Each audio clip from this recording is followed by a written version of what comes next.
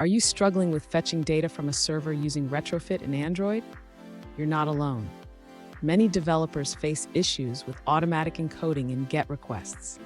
Today, we're going to tackle this problem head-on. I completely understand how frustrating it can be when your requests don't work as expected. You might have everything set up correctly, but that pesky 400 bad request error can really throw a wrench in your plans. You're definitely not the only one dealing with this.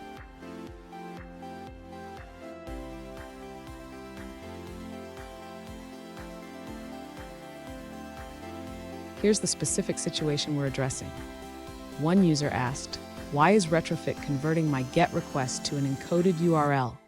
They mentioned that their POST requests work perfectly, but the GET requests are causing issues. Sound familiar? Let's dive into the details.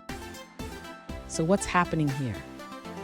Retrofit automatically encodes parameters in GET requests, which can lead to issues if your server expects a specific format. Understanding this behavior is crucial for finding a solution. And stick around. At the end of this video, I'll share a quick tip that can help you avoid similar issues in the future.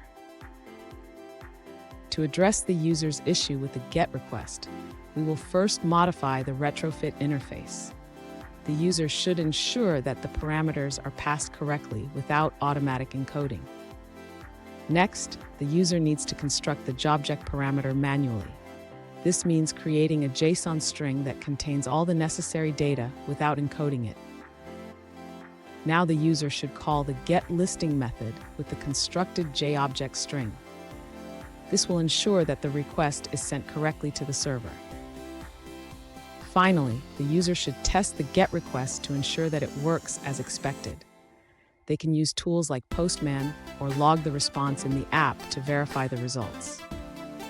Fun fact, did you know that the first web request ever made was in 1990? It's amazing how far we've come, but sometimes we still face the same old issues. Now, let's look at the answers provided by other users. The user points out that the issue arises from double encoding in your GET request. In your POST request, the parameter is correctly encoded, but in the GET request, it appears to be doubly encoded, leading to the 400 bad request error. That's it for that response. Let's explore another one. One user faced a similar issue and found a solution by removing the line that specifies form encoding. They noted that GET requests do not require encoding, so they suggest trying to remove the @form-url-encoded annotation from your code. That's it for that answer.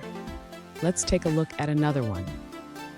An alternative solution provided by another user involves using Retrofit without automatic encoding for GET requests.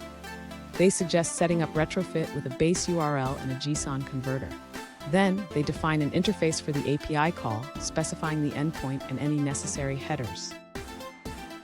Next, they demonstrate how to call the API and handle the response. They execute the call, check for success, and parse the response data into a JSON object. Here's a pro tip. Always check your server's expected request format. This can save you a lot of time and headaches when working with APIs. And there you have it. With these tips, you should be able to handle GET requests in Retrofit without any encoding issues. If you found this video helpful, please subscribe for more troubleshooting tips. And don't forget to check out our other videos for more insights.